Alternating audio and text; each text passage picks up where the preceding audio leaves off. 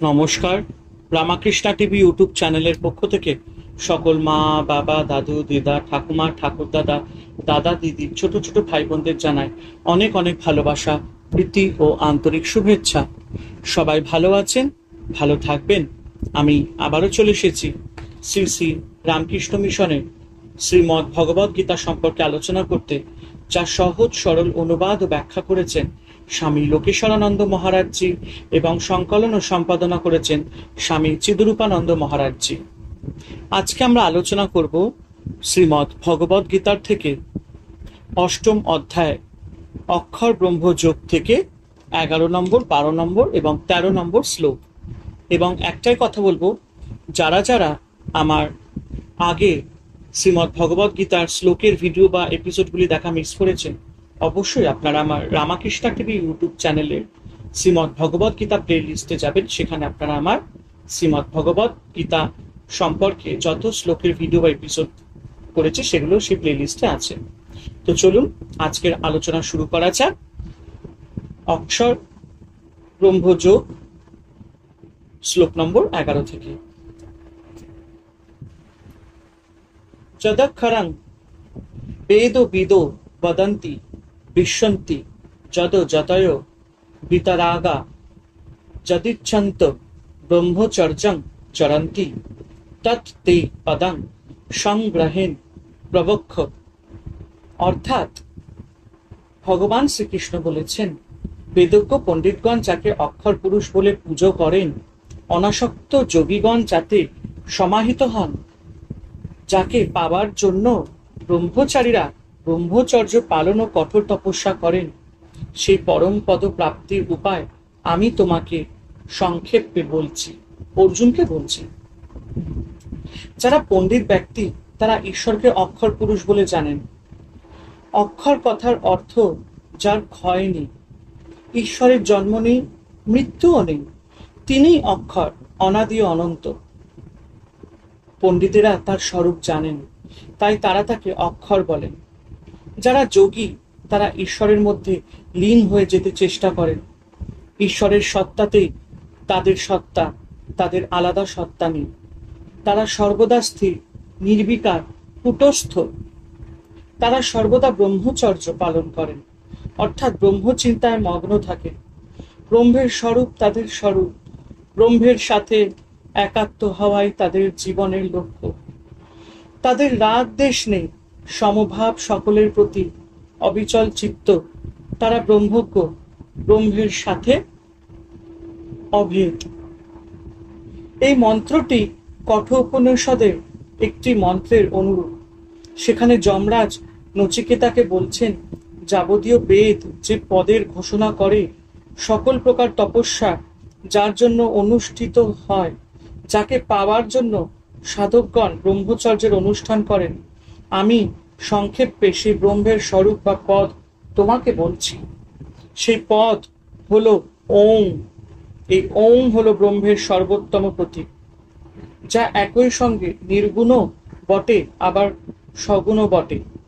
এই শব্দটি সেই পরম সত্যের প্রতীক মাত্র। সমগ্র শাস্ত্র এই ওং শব্দটিকে ঈশ্বরের সর্বোচ্চ নাম ও প্রতীক হিসাবে ব্যবহার করে। একেই বলা হয় শব্দ ব্রহ্ম। এই শব্দ ব্রহ্মের সাধনা দ্বারা পরম ব্রহ্মের উপলব্ধি করা যায়। আর এইভাবে আমরা আজকে 11 নম্বর শ্লোকটি আলোচনা শেষ করলাম। এবার আমরা আলোচনা করব 12 এবং 13 নম্বর শ্লোক। সর্বদারানি সংযম্য মনোহৃদি নিরুদ্ধ চ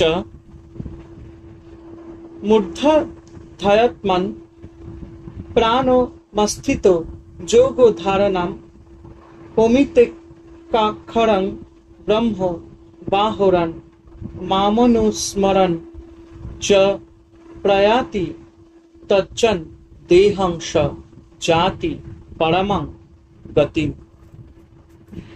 ভগবান শ্রীকৃষ্ণ বলছেন, সমস্ত ইন্দ্রিয় সংযত করে মনকে হৃদয় নিরুদ্ধ করে প্রাণকে ভ্রু যুগলের মধ্যে ধারণ করে আত্মসমাধিরূপ যোগে স্থিত হয়ে ওম এই ব্রহ্মাত্মক একাক্ষর উচ্চারণ পূর্বক আমাকে স্মরণ করতে করতে যিনি দেহত্যাগ করেন তিনি পরম গতি প্রাপ্ত হন। দেহত্যাগকালে অক্ষর ব্রহ্মের প্রতীক ওঙ্কার উচ্চারণ করে কিভাবে পরমপদ লাভ করা যায় তাই ভগবান অর্জুনকে বুঝিয়ে বলছেন।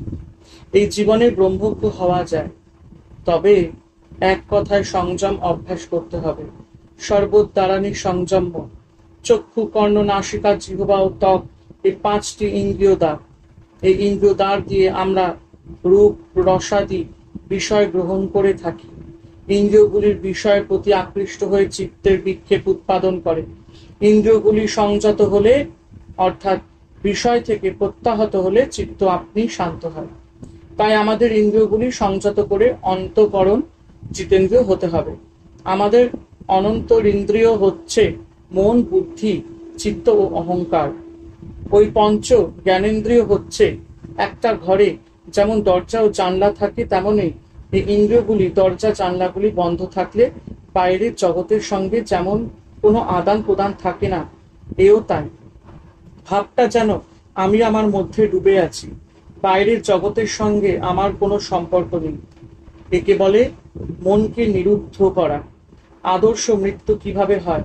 প্রথমত ইন্দ্রিয়গুলিকে অবরুদ্ধ করতে হবে। মনোহৃদি নিরুদ্ধ, মনকে হৃদয় নিরুদ্ধ করা। মূর্ধি আধায় প্রাণাম, প্রাণবায়ুকে হৃদয়ের মধ্যদেশে আজ্ঞাচক্রে স্থাপন করতে হবে। আস্থিত যোগ ধারণাম, এই অবস্থায় তুমি যোগে স্থিত হয়েছ। এই অবস্থায় মনের সমস্ত শক্তিকে তুমি সম্পূর্ণভাবে সংহত করতে পেরেছ। ক্রমে প্রাণ সহস্রারে ব্রহ্মরন্ধ্রে স্থাপিত হয়। যোগশাস্ত্র অনুসারে আমাদের দেহে মেরুদণ্ডে 7টি চক্র বা পদ্ম অবস্থিত। মূলাধার, স্বাধিষ্ঠান, মণিপদ্ম, অনাহত, বিশুদ্ধ, আজ্ঞা ও সহস্রার। ওমিত্যক্ষরং ব্রহ্ম বাহরণ, এই অবস্থায় নিজের মধ্যে নিজেকে সমাহিত করে একাক্ষর ব্রহ্ম ওম উচ্চারণ করতে করতে মাম অনুস্মরণ এবং সেই সঙ্গে পরমেশ্বরের অনুধ্যানে মগ্ন হয়। এইভাবে যার মৃত্যু হয় সে ভাগ্যবান। সে মৃত্যুর সঙ্গে সঙ্গে পরমেশ্বরে বিলীন হয়। চ প্রয়াতি ত্যাজন দেহম, যিনি এইভাবে দেহত্যাগ করেন স্বজাতি পরমাং গতিম, তিনি পরম গতি অর্থাৎ মোক্ষ লাভ করেন। যোগী এইভাবে যোগারূঢ় হয়ে দেহত্যাগ করে পরম গতি লাভ করেন। সুতরাং প্রশান্ত চিত্তে দেহত্যাগ করার সামর্থ্য আমাদের সারা জীবন ধরে অর্জন করতে হয়। তার ফলে শেষ সময় আমরা এক মনে ব্রহ্ম চিন্তা করতে পারি। একে দেব চান মার্গে গমন বলে। হরে কৃষ্ণ কৃষ্ণ কৃষ্ণ হরে হরে, হরে রাম রাম রাম হরে হরে।